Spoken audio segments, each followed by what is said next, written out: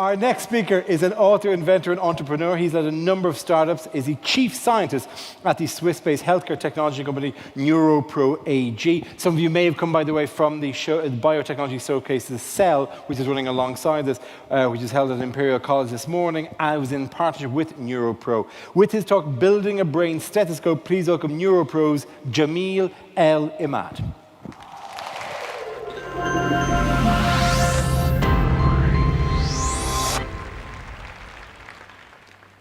Wow. Thank you, Derek. Wow, this is amazing. Thank you very much. Thank you very much. It's a real pleasure to be here. Now, my background is software engineering. My fascination with neuroscience began when my good friend started his neuroscience doctorate at Imperial College around 5 years back. I started my computing career back in the 70s on the first generation IBM mainframes. And for those of you young in the audience who don't know what a mainframe is, these are industrial-sized computers that were slow and crashed a lot. We had them in the 70s. And for over 30 years, my job in a variety of roles was to diagnose and fix software bugs. Now, over time, I got better at it. My eyes would scan through the hundreds of pages of machine code that the operators from the computer room used to bring to me, dump on my desk, and I will flick through and look for the patterns in this code. And all too often, when I see a pattern break or a deviation, that helps me look to where the bug is.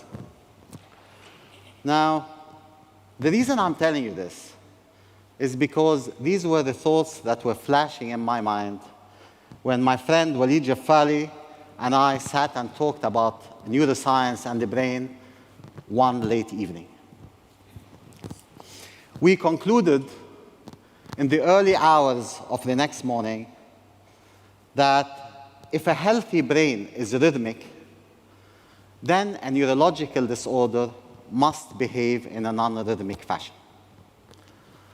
If this is true, we thought, then perhaps if we try some pattern matching to these brain signals, we may learn something new. So in essence, that evening or that morning, early morning, we gave birth to our hypothesis. This being a healthy brain is rhythmic and a neurological disorder behaves in a non-rhythmic fashion. Incidentally, this approach is very similar to what we use when we are scanning using antivirus software. And here, I want to show you how a typical antivirus software works. Basically, packets of data comes into your computer, emails, videos, documents, and then the antivirus does two things. First, it scans for any suspicious behavior, and that's a bit ambiguous. And then it looks for any patterns that correspond to known viruses that have been detected in the past. And the rest of the packets, the good packets, find their way to your computer. So this is how antivirus software works, but I'm going to come back to it in a bit so we can compare what we're doing. So we started this exciting project, and 5 years later, I'm here to share with you our journey so far. Having established from the neuroscience literature that the method we intend on trying had not been tried before, we set out to build our brain stethoscope. And 2 years later, with the help of Professor Chris Tumasu and the team at Imperial College, we started trials on human brain signals. Now, Chris suggested we target epilepsy It's a disabling disease with millions of sufferers. In fact, 1% of the world's population have this disease. And if we could help some of them by giving a prediction or a warning before the seizure strikes, we could enhance the lives of millions of people. So obviously that gave meaning to our research, and we got all excited about that. Now, our plan was not to stop at epilepsy prediction, but if we're successful in prediction, we want to turn our attention to validation, to intervention, and in doing so, complete the whole loop of dealing in this disease. We believe that, given the trajectory nature of how our brain works, an early prediction may only require a mild, non-invasive intervention or stimulus. Now, here's what happens when a seizure strikes. And I'm sorry, to some of you, this may be upsetting. But if you see on the screen, most of the injuries are caused, that are caused are physical injuries. People just lose control completely and hurt themselves. So, and this is what you're going to see now is how we want to solve the problem. So what do we want to do? We want to take the brain signals first. We clean them up. There's a lot of noise and artifacts in EEG data. So we take that away. Then we take these electrical signals and convert them to binary zeros and ones, as you see above me. What you see here is the machine representation of binary. We then smooth them because EEG in its nature is not an accurate signal. So we tidy them up a bit. And we run pattern matching on them. And we separate all the signals that conform to the patterns we've searched for and to one side, and the signals who we classified as anomalies to another side. And this ratio that we get helps us understand whether there's a normal state the brain is functioning, or there's an episode, or there's a pre-marker. So this is how we wanted to solve the problem. Now, clearly, an algorithm in the lab is not going to help epilepsy sufferers. So our vision was to pack this stuff into a mobile device that can run in real time. And this is what we imagined the solution to be. We imagined a technology that would allow epilepsy sufferers to live life just like anybody else, while we monitor their EEG readings in real time. When our algorithm detected trouble in their EEG, we could send an immediate alert to any portable device. The epilepsy sufferer would then have time enough to get out of harm's way and prepare for their oncoming seizure in safety and privacy.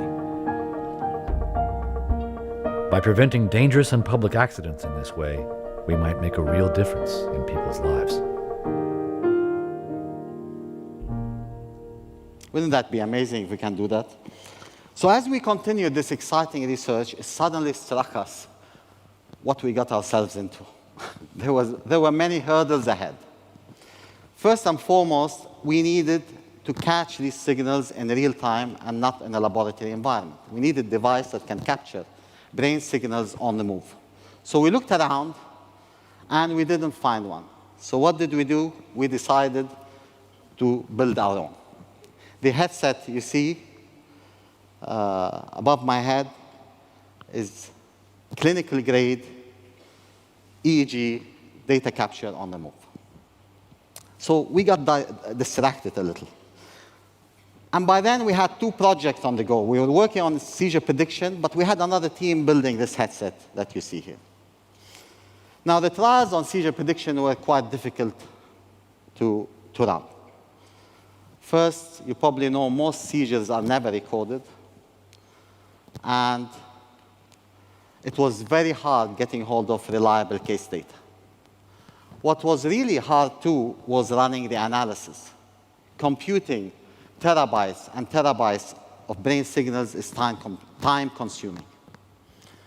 And we tried all the conventional ways to try and speed the process, but it didn't seem to help much.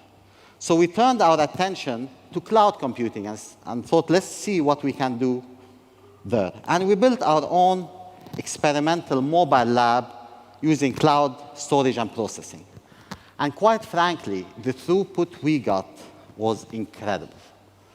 Trials that were taking us hours to complete in the past were literally completed in minutes. I was shocked. In fact, I was convinced it's not working, but it was. So we saw the benefit this platform gave us, and we thought, let's build on that. And maybe we can offer it to other research institutions who are conducting similar trials, but choose to use their own algorithm. And that's what we're doing. Now imagine being able to remotely diagnose patients in real time and think of the benefit that this could give for people who have difficulty in accessing medical facilities or people who live in remote locations. We can do that with our mobile lab. So we turned it from a tool that helps our research to something we can use and apply in the future. Now, given the computing power that we all now have, we decided, since we're all over the place, to go one stage further and build some new age visualization tools that can help us diagnose brain signals better. And here, I would like to invite my colleague, Michelle, and she's going to wear the headset that I showed you earlier. Hi, Michelle. And we're going to have a quick peep inside Michelle's brain, and let's hope she's not thinking some bad thoughts. Okay. So fire up. So these are brain signals coming out of Michelle's head that are simulating the brain activity in 3D heat maps. What are you thinking about, Michelle? Thank you very much. Isn't that amazing? And it's all low-cost solutions. Ladies and gentlemen, there is two revolutions taking place in computing today. There is a power shift and a power diffusion. The shift is taking us from our traditional proprietary client-server systems to cloud storage and processing. And the diffusion has come about given the incredible capabilities of mobile devices these days. Many of us are yet to realize the magnitude of what we are witnessing today. At our end, at the user end, we carry the equivalent of 10 mainframes in our pocket. And at the back end, we have computing power today, thanks to cloud computing, that in the past was only affordable to mega-sized institutions and corporations. Computing has become a utility, like electricity and like water. And this opens up a whole new space for us to look at opportunities in pursuing personalized healthcare. In a real-time economy, we need real-time healthcare. So, to sum up, what started as a research and picking up the rhythms of the brain expanded to a promising research in seizure prediction, to the building of a headset that can be universally used, to a mobile lab that can speed up research trials, and some beautiful visualization tools that can help in the assisted diagnosis. And in fact, we're using this technology now working with Professor Thomas Grunwald and his team at the Swiss Epicenter for the monitoring of coma patients. And it all grew out of a late-night discussion between a computer programmer and a neuroscience researcher thinking outside the box.